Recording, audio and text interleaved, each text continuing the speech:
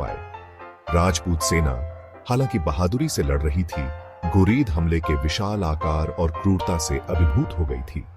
पृथ्वीराज अपने ही कुछ सहयोगियों द्वारा धोखा दिया गया और दूसरों द्वारा त्याग दिया गया बहादुरी से लड़ा, लेकिन अंततः पकड़ा गया। तराइन का दूसरा युद्ध राजपूतों की करारी हार के साथ समाप्त हुआ, जिसने उत्तर भारत में घुरीद प्रभुत्व की शुरुआत को चिह्नित किया।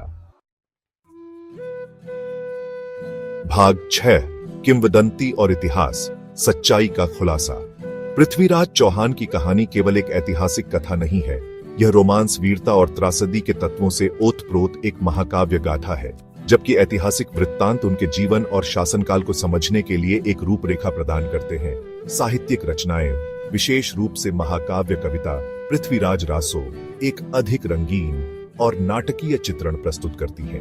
पृथ्वीराज के दरबारी कवि चंद बरदाई द्वारा रचित पृथ्वीराज रासो राजा के आसपास की कहानियों और किंवदंतियों का खजाना है।